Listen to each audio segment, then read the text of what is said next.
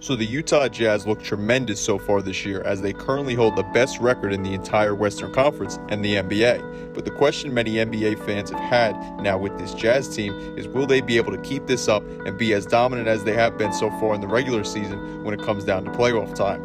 Well, that's exactly what we're going to be breaking down and talking about here today.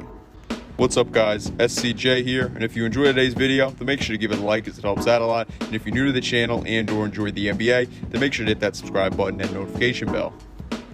So the one team that's come out of nowhere and shocked all of us NBA fans this season has been the Utah Jazz. I previously made a video about a month ago talking about the insane stats that this team was and still is putting up, but despite that video being from a number of weeks ago now, this team hasn't cooled off whatsoever, and you can argue they have actually improved and they look better after every game they play, as this team simply just continues making history. Last night, we saw a battle between the two first seeds in the NBA, as the Western Conference's first seeded Jazz faced the Eastern Conference's first seeded 76ers. The 76ers came out looking like they wanted to make a statement, as they held a 7-point lead at the end of the first quarter, but the Jazz quickly answered back and nearly doubled the margin the Sixers outscored them by in the first quarter, as they outscored the Sixers by 13 points in the second quarter. The Jazz outscored the Sixers once again in the third quarter and nearly did so in the fourth, but nevertheless, the Jazz got a big win over a team who entered last night's game with the third best record or winning percentage in the entire league. Like it's been with this Jazz team for the entire 2020-21 season, the reason for their victory last night was due to their bench scoring, or should I really say, due to their sixth man, Jordan Clarkson, who hit 8 3-pointers and dropped 40 points off the bench for them. This put Jordan Clarkson in Jazz franchise history books, as he became the first Jazz player with 40 or more points off the bench in the last 30 seasons. He also became the first player with 40 points off the bench in fewer than 30 minutes since Sleepy Floyd did it in 1991. Those are crazy numbers that prove just how lethal this Jazz bench and the players that they have coming off the bench really are, if you have someone capable of getting you 40 points on any given night. The Jazz overall, though, are getting great scoring from their entire roster, with 6 players averaging double-digit point per game totals and 4 players averaging 15 points or more per game on the season. The Jazz as a team are currently top 10 in points per game and offensive rating as a team for the season, as well as true shooting percentage, every stat for three-pointers, and every stat for rebounding. With three-pointers and defense, aka 3-and-D as it's referred to by many, being what this team strives in, it's safe to say that they're in pretty good shape going forward as a team. This Jazz team is absolutely dominating their opponents, as every single game they've won, aside from 4 of their 23 wins, have been by double-digit point margins. That's crazy in my eyes. The Jazz also currently have the best RPI in the whole league. What RPI stands for is relative percent indexed, and that stat truly shows how good a team really is by calculating together 25% of the team's winning percentage, 50% of opponents' average winning percentage, and 25% of opponents' average winning percentage. So that's a great stat to be leading the league with, to say the least. In terms of strength of schedule, the Jazz currently have the 8th hardest strength of schedule in the entire NBA so far.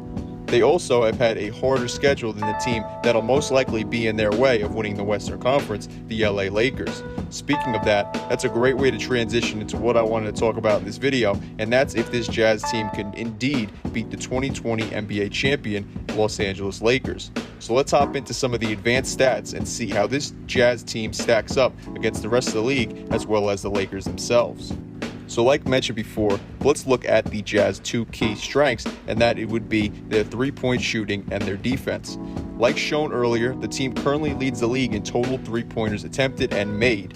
In terms of three-point shooting, they currently hold the 4th spot in the NBA in terms of percentage. The Lakers are currently 26th in three-pointers attempted as well as three-pointers made, and 17th in three-point percentage on the season.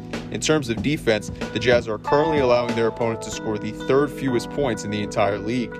The only problem for them with that is that the Lakers are allowing their opponents to score less points than the Jazz, as the Lakers currently hold the 2nd spot in that category. I was interested to see if maybe one of the two teams had played more top 10 teams in terms of scoring points per game, but both the Lakers and Jazz have played exactly 9 games against teams who are top 10 in points per game on the season. However, the Jazz have actually played more games against top 5 teams in terms of points per game or scoring, with 6 games compared to the Lakers' 4 games against top 5 teams in terms of points per game. The Jazz also are a top 5 offensive team themselves, with the 4th most points per game total, while the Lakers are the 14th in that category. The Jazz also currently lead the league with the best plus-minus rating as a team out of any other team. In terms of where each team gets their scoring, these teams are polar opposites. The Jazz get most of their scoring, and 43.4% to be exact of their scoring from three-point range, and the Lakers get 46.4% of their points from inside the paint. In terms of each team's defense, both teams are at the top of the league for the best defensive rating, with the Lakers holding the first spot and the Jazz being in the second place spot. In terms of how they allow their opponents to score, let's look at opponents' points in the paint, as well as opponents' three-pointers and opponents' three-point percentage. The Jazz have problems with allowing their opponents to beat them up inside, as they currently have the 9th worst spot in that category. Luckily for the Jazz, even though that's not where the Jazz primarily score, the Lakers are the 6th worst team in that category.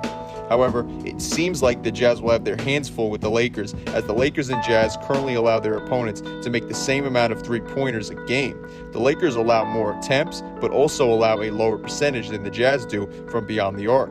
So those aren't exactly great stats that the Jazz would want to hear, to say the least. So I don't know how much further we could go with this, but listen, man, I don't know if we can say as of right now who will win a potential playoff series between these two teams. This Jazz team is absolutely dominating their opponents and has a very deep roster, but then again, the Lakers bench is currently scoring more than the Jazz bench is. If you're a Jazz fan or someone who wants to see the Jazz upset the Lakers in the playoffs, I'll leave you with this. The team is dominating from three-point range, and hell, even their bench has the most three-pointers made per game out of any other bench in the league. So thinking about it practically, maybe the Jazz will be able to beat the Lakers since they make more threes than any team in the league, and if the Lakers primarily dominate the paint, they're going to mainly get 2-point shots opposed to the 3-point shots that the Jazz get. So trading threes for twos is of course going to mean that you're outscoring your opponent. But at the same time, this is LeBron James and Anthony Davis that we're talking about, and the Jazz have their hands full with them. I just really hope this team doesn't end up having a similar fate to the 2014-15 Atlanta Hawks. At least for this Jazz team and the Jazz's sake, they do have a star on their team and on their roster, unlike the 2015 Hawks. So I don't think we could really come to a conclusion as of right now on who will win this series. And personally for me, I think I'd still have to bet on the Lakers to win that series. But I want to know what you guys think about this Jazz team, their level of play, or just anything having to do with the team or anything that we talked about in this video down below in the comment section.